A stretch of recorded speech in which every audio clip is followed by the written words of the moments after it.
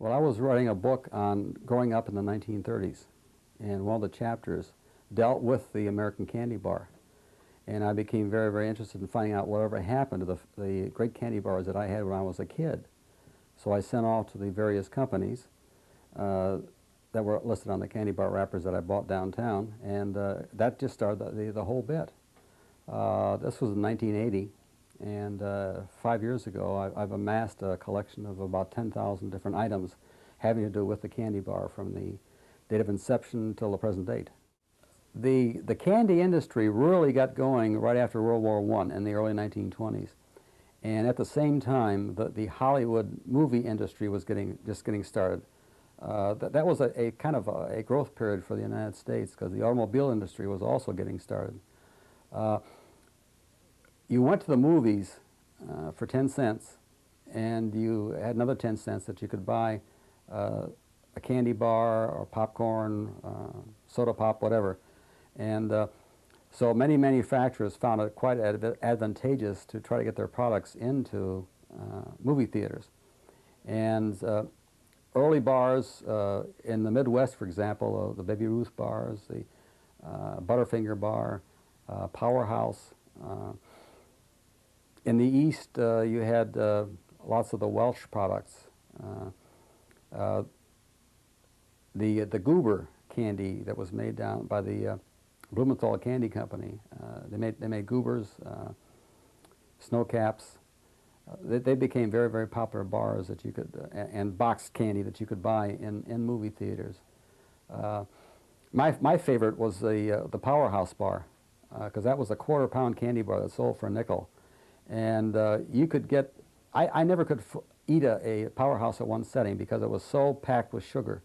I mean, you could get an energy kick that would last you for about 20 weeks with just one Powerhouse.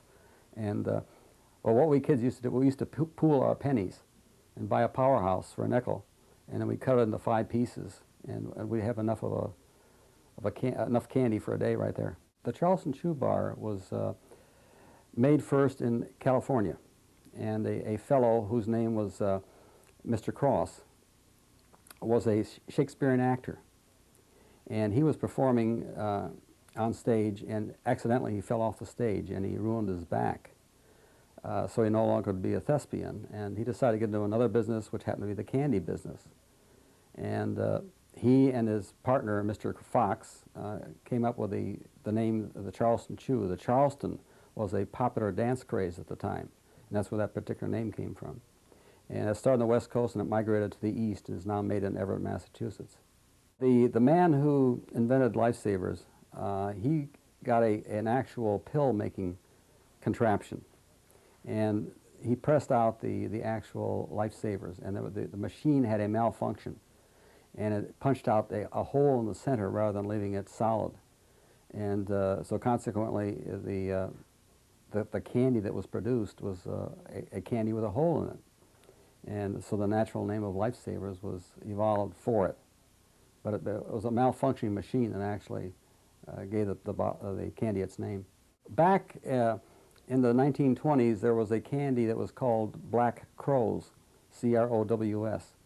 And the man who came up with that particular candy, he wanted to call it the Black Rose, R-O-S-E. The communications with the printer were jarbled, and it came across as Black Crows instead of Black Rose. And so the bar boxes and other paraphernalia were all printed up with the wrong name on it, so they stuck with the name. Otto Schneering was the president of the Curtis Candy Company, and his first real big bar was the Baby Ruth bar. And for many, many years, people thought the bar was named after the baseball player whose name was Babe Ruth. But it wasn't. It was really named after a daughter of President Grover Cleveland, whose name was Ruth. In 1893, President Cleveland and his wife attended the Columbian Exposition in Chicago, a World's Fair, and a commemorative coin was struck for the president and his daughter and his wife. And the coin is like the Kennedy silver dollar, that size. And it showed a picture of President Cleveland, his wife on both sides, and the baby in the center. And underneath the baby's picture on the coin is the label Baby Ruth. George Williamson, who ran the O. Henry Candy Bar Company, the George Williamson Candy Bar Company, he came up with the idea for the name of O. Henry through an incident that occurred in his candy factory. There was a salesman that came into the back room and kind of chatted with the girls who were working back there. His name happened to be Henry. And so the girls, every so often, they would say, well, oh, Henry, would you mind going to the post office for me? Or, oh, Henry, would you mind picking up a bag of bread for me, whatever. And so they heard O. Henry around the place so much that that's where they decided to name the bar the O. Henry Bar. For some reason, candy manufacturers in the early years, the 1920s, they tried to latch onto a name that people had some familiarity with, so that the name wasn't totally coming out of the pitch black. There was a very famous bar back in the mid-1930s that was named after a famous radio program called the Amos and Andy Radio Hour. And the Amos and Andy radio program was perhaps the most listened to radio program in the world. And it was a 15-minute program Monday through Fridays. And people would stop doing what they were really doing and listen to the Amos and Andy program. The old George Williamson, with the Williamson Candy Company, he put out that particular bar, and he licensed the use of the name from the two guys who were Amos and Andy. There were bars around, however, that at times were not appropriated properly. Back in the early days, the candy business was kind of wide open, so there were little shortcuts taken here and there. There was a candy company in Philadelphia that tried to capitalize on the name Amos and Andy. And they put the name in a title that made it look like it also said Amos and Andy beside Almost Candy, which was the name of the bar. And you can see the name Amos and Andy in that. One of my favorite bars was a bar that was named after a ball player whose name was Tony Lazzeri. And Tony played second base for the New York Yankees back in the 30s, a very good ball player. He was a very good bunter also. And he had the nickname Push 'em Up Tony, because when he came to bat, he would try to sacrifice if a runner was on first base, he'd sacrifice the runner down to second base. A company came out with a candy bar that they named the Push 'em Up Tony bar. And that was a bar that was sold off of punch boards back in the 30s and 40s. Probably the first candy bar, a combination bar made in the United States, was a bar called the Tailspin Tommy bar. And that was made in San Francisco. And it was a combination, a chocolate-covered marshmallow center bar. And that came out around 1911.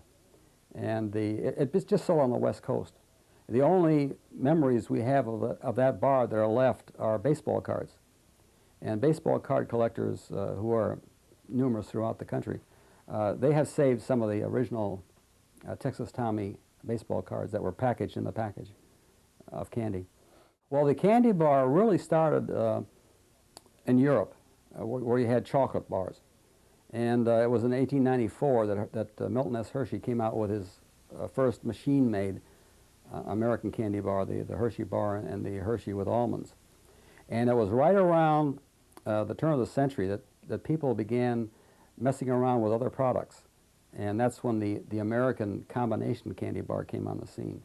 And things such as marshmallow were used in the center, and nougat. Nougat, by the way, was a takeoff on a French candy. You have the nougat center for a bar, for which, say, Snickers, Milky Way, Three Musketeers are famous for that. That originated in Minneapolis, Minnesota. That was an accidental thing. The Pendergast Candy Company, their candy technicians were trying to come up with a bar that had a hard nougat center, similar to, say, the Charleston Chew. You could chew it. The technicians goofed. They stuck too much egg white into the nougat, so it came out into a very fluffy type of nougat. And so it puffed up. So it was about twice as thick as it should be. And that particular bar had a name to it. They had a name picked out before it was made. It was called the Emma bar, E-M-M-A. When this thing came out twice its normal size, they stuck the adjective fat in front of Emma, so they came out with a Fat Emma bar. And that bar had a really an atrocious name, but it was a very good tasting bar. But it became too expensive for them to produce. And so they began leasing out the name. And Frank Mars was in Minneapolis at the time, and he saw the potential in nougat as a center for the candy bar. And that's where he got his start with using that formula and improving on it. Nougat is it's basically egg white and sugar, and it's a frothy mixture that makes it into it's a nice soft, chewy center that sometimes it's less chewable than others, but it's a nice soft center.